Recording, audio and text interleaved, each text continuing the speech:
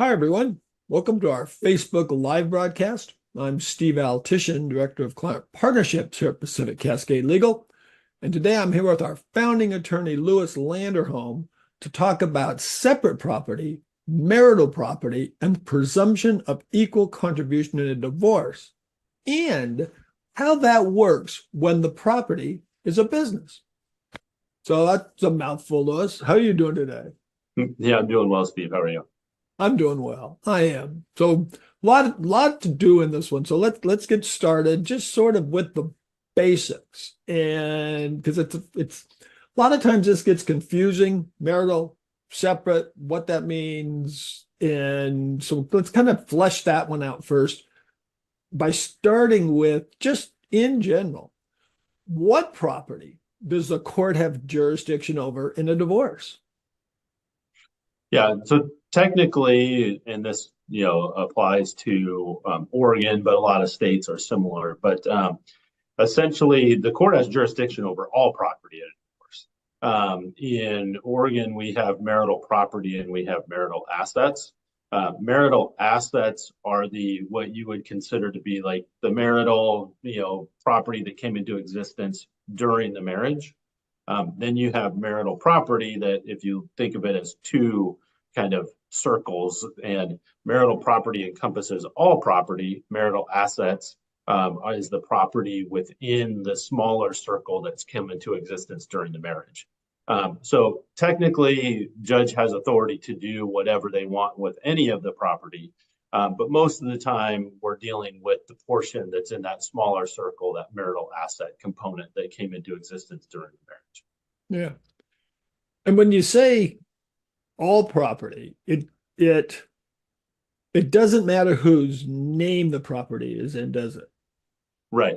Basically, any property that the marital, union created, no matter whose name is on it, whether it's, uh, one spouse or the others, or a spouse co-owned with another family member or business partners, it doesn't matter whose name is on the property. If marital funds flowed into that property, it can hit the balance sheet and be divided in a divorce. Yeah. So what does that really mean in terms of a judge deciding how they're going to, distribute it? What does it matter if it's marital assets or not? Yeah, so the biggest piece, so while the court has the authority to deal with any property, in reality, in most instances, we're dealing with that smaller circle, the part that came into existence during the marriage. With that property, the presumption of equal contribution, the presumption of a 50-50 split arises. So that's the piece that most people think about, but it doesn't foreclose anybody from potentially getting a piece of other assets. And it gets complicated.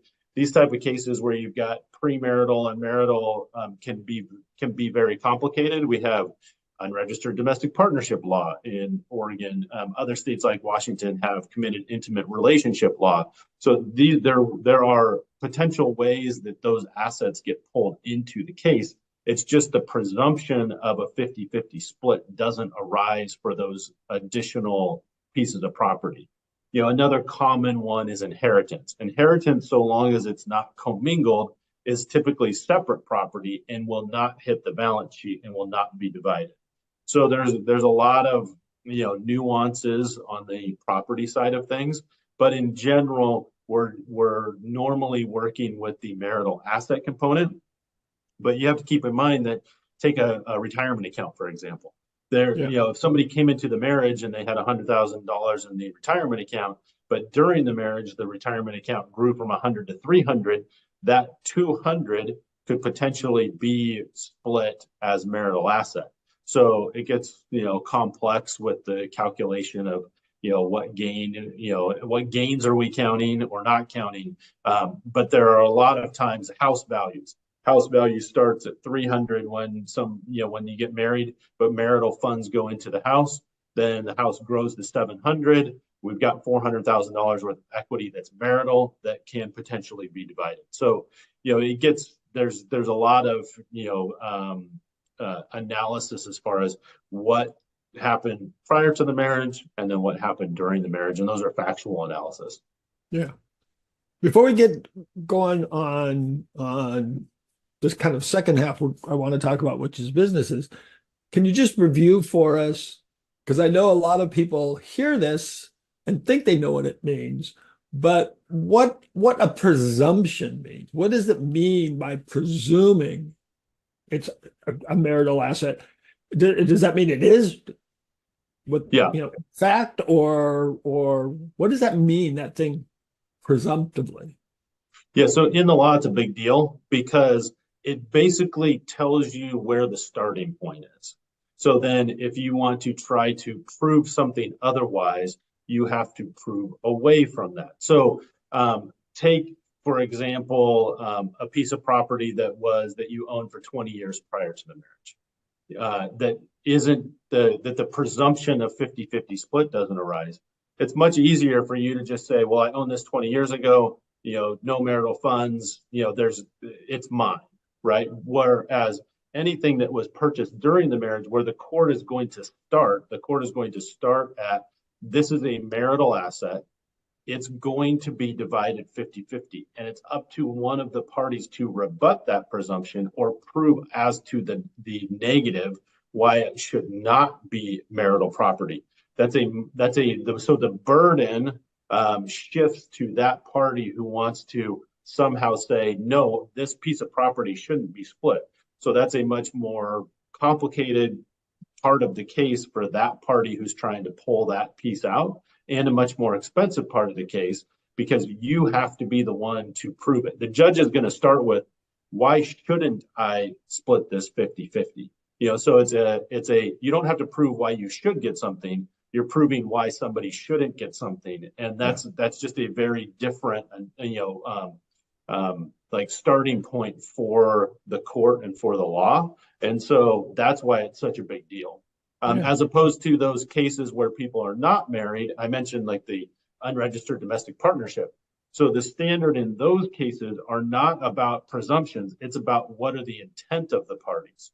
So we have to prove what the intent was. And that's a very different factual analysis. So that's why it's such a big deal in a marriage that we're starting at a 50-50 presumption and then working from there. Just blew into my head this question. If there's a presumption that marital property is split 50-50, is there also a presumption that separate property is not split? Is there that same sort of hurdle? It's not so much that there's a presumption that it's not split. It's basically that the court has and this is in Oregon, in community property states, it's the separate property can be pulled in, but it's different. I can't really speak to the nuances of that. So it's not that a presumption is that it shouldn't be included necessarily. It's that you then have to go and you have to prove why it should be divided and why it should. So I guess it is sort of like a presumption that it shouldn't be divided, but it's not laid out necessarily that same way. It's not written the same way in divorce law that we're presuming 50-50, but with others, we're just not making any presumptions. It's basically like, you have to prove why you should get a piece potentially, or why somebody shouldn't get a piece. So it's more of kind of a free for all for those pieces of property that are outside of it's just that the presumption does not arise, right. More so than there is a presumption, if that makes sense. That's where the sort of fair and just in all circumstances comes in. Yeah. And that's why, the Oregon standard of fair and equitable gives a judge, there are cases where, a couple have been together for 40 years, but maybe they were only married for 10 years. Is it fair and equitable that spouse who was able to save in their retirement account for those additional 30 years, where the other spouse at that point was, say, taking care of the kids or paying for, paying for the bills, but not saving in their retirement account. Is it fair that that spouse for 30 years that was allowed to do that because they were together and in a relationship, but because they weren't married the entire time, not get a piece of that 30 years worth of retirement?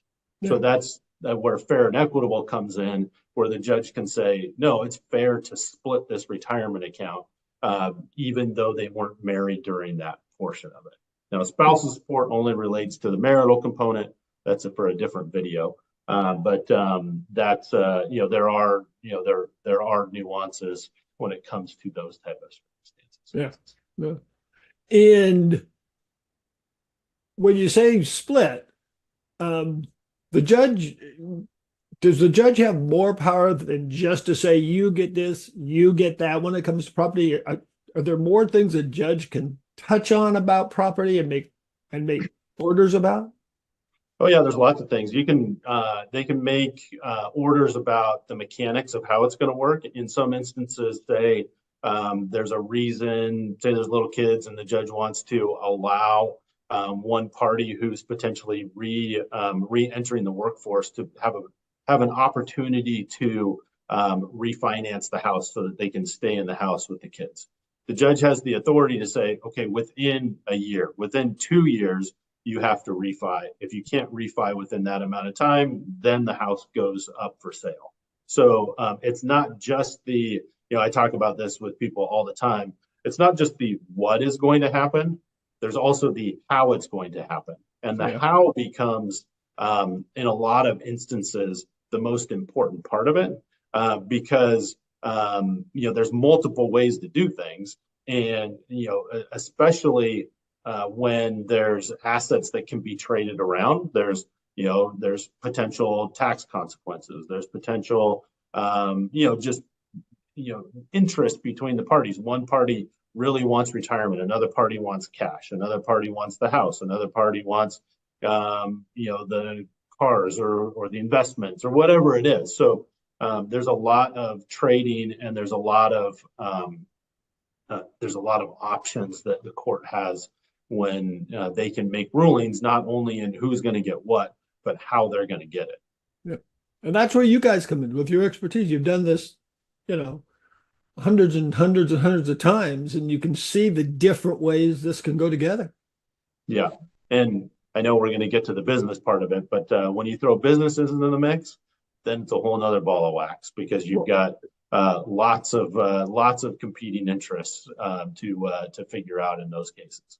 Yeah, just what I was going to start with was, everything you talked about, as you said, it can be very complex, but it kind of feels like if there's like an ongoing business, it adds to that complexity an awful lot to even determine what is marital, what is separate, before you even get to kind of like, how is it going to be divided? Yeah, 100%. So, because businesses have that emotional component as well as the, objective component. We talk to clients that, businesses essentially have the component of feeling like your kids as much as, it is this business, because you've created it, you've, built this from, in a lot of instances, either nothing or you've put, investment into it. And so businesses, like everything else, the valuation can be divided. The interesting part, or the maybe the painful part for a lot of people with a business, is people who own the businesses afterwards feel like sometimes they get hit twice, because they've got to basically divide the asset, which is the value of the business at the time of the marriage, but also spousal support is also based off of that income coming from the business into the future. So you've got more things that are coming into play, because you have to buy somebody out of the business, along with potentially paying support in the future income of the business. So businesses get very complicated, especially if there's partners. There's so many laws that come into play. If you've got, a liquor license, then OLCC gets involved. That's a whole nother component. There's a lot to go in with businesses, and the whole premarital versus marital. There's a lot of times when somebody started a business and they've been running it for say 10 years, then get married. The partner comes in, and then you've got marital funds that are flowing into the business. But say, the new spouse is working in the business but wasn't necessarily getting an income. Well, you've got to deal with that, and you've got to look at what was the value of the business when they got married, what's the value now, what was the contribution. There's other arguments to be made if the other spouse never contributed or marital funds never flowed into the business, then maybe it's separate and there was a lack of contribution. That's another argument that potentially can come in a business case. So there's a lot to think through and a lot to go through when we're dividing a business and everything else. You would think that, because I mean, I know a lot of businesses are, legacy from the grandparent to the parent to them. And I'm just thinking of business that, you have an interest in, but maybe the dad has a bigger interest in, and you get married and then the dad dies and you suddenly inherit a lot more of the business, and your separate property has just become a lot of marital property or marital assets. Yeah, or potentially, right? Because Or you've got to, potentially. that would be complicated because you've got to figure out, okay, does that mean it's commingled? The judge Yeah. has to determine, is that commingled or not?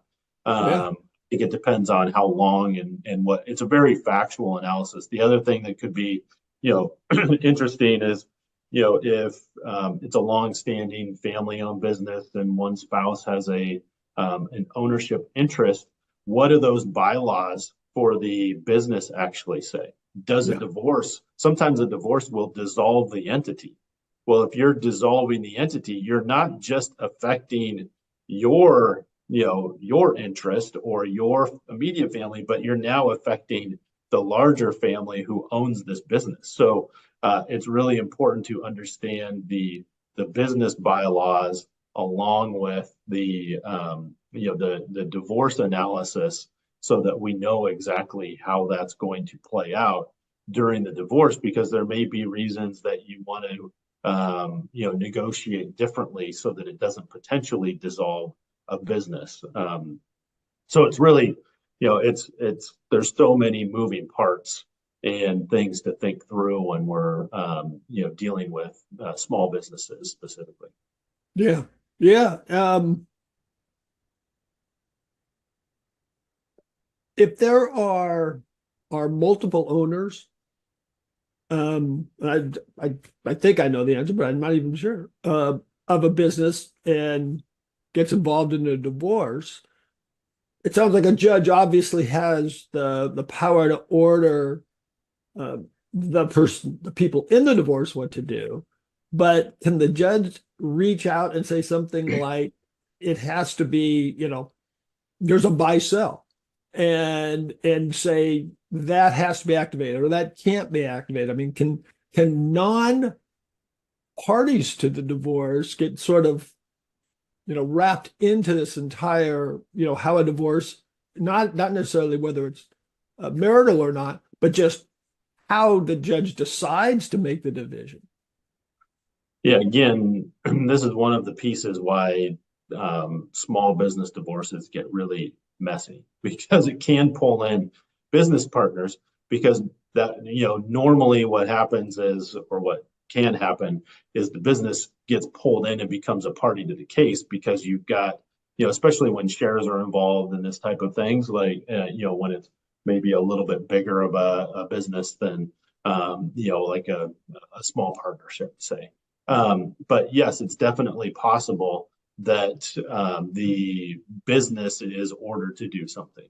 It's not typical. Normally, we're just looking at the value of the business and what's that spouse's valuation and worth of the business, of their portion of the business, and then that gets divided in other ways through other property. Normally, we just trade assets so the business can go on into the future, because it's normally advantageous for both spouses that the business continue, because if that's where you're going to get potentially spousal support or other payments from, then the spouse getting those payments is incentivized to make sure that that business is running as well. So there's a lot of reasons why not to upset that, but in certain aspects and instances, it does get involved, and it does become pretty messy when we're talking about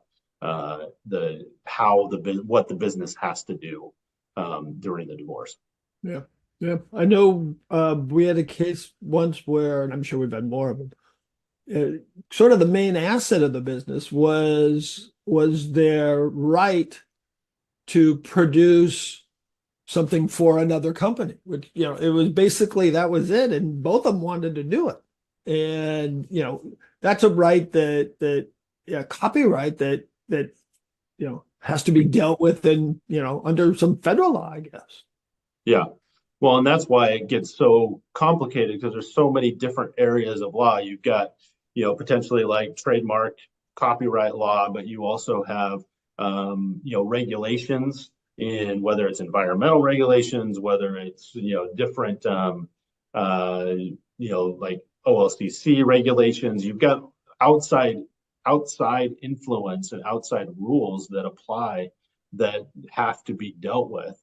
And so there's a lot of competing interests and complexity with which laws we're even talking about, which laws are going to be affected. And so we really have to, a lot of times, depending on how complex it is, we'll pull in an expert to really help with that piece of the business division.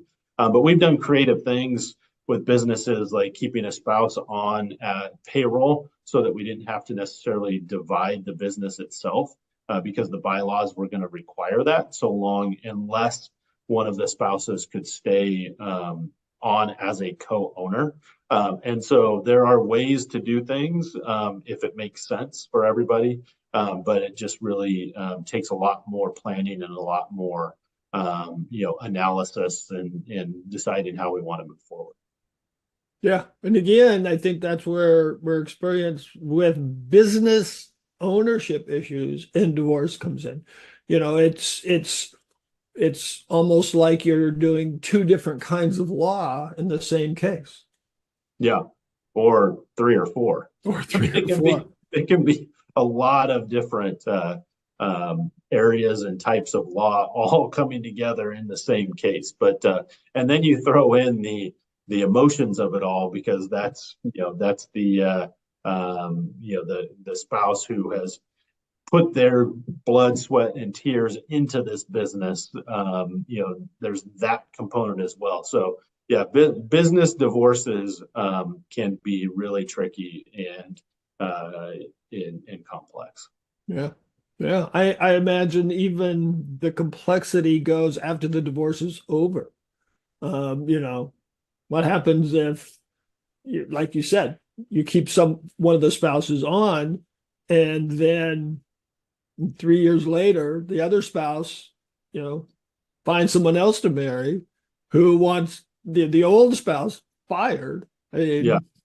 Oh, there's so many. And then what happens if the business doesn't perform? And who's to say, is it not performing on paper, but it gets to be so tricky. And there's a million different, circumstances that we've seen and had to deal with. And that's why it's really important to try to plan for all of it, because you end up, you don't want to buy more litigation if you try to do it yourself or don't know what you're doing, and you divide it a certain way, but then you end up in business litigation later. You could turn a more simple-ish divorce into a very expensive, long, drawn-out business litigation case. Yep. I think the key is this isn't the kind of a case that you want to obviously try to do yourself, or for want of a better word, skimp. You know, oh, we'll just do this, you know, because it's easy. Because in the long run, you're going to be better off doing it the right way. Yeah.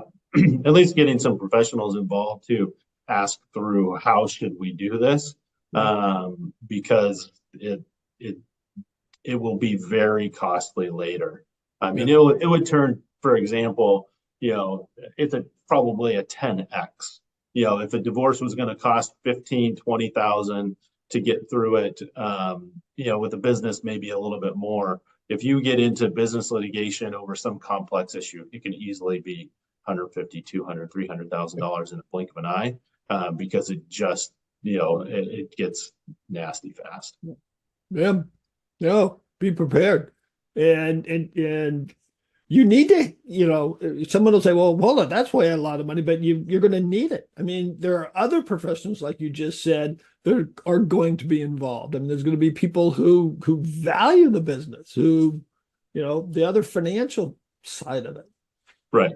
And Yeah. potentially other attorneys to advise on maybe like a you know, a trademark or a Yes. copyright, you know, Yeah. because not every attorney is an experience, and it has the expertise and the experience in every area of law. So we have to pull in experts to be able to tell us, because we don't want to cause a problem in the divorce. So that's why we go and get a tax attorney, or go get a trademark attorney, or go Yeah. get, you know, whatever it may be, real estate. So there's lots of reasons to just be mindful and careful dealing with divorce with the business.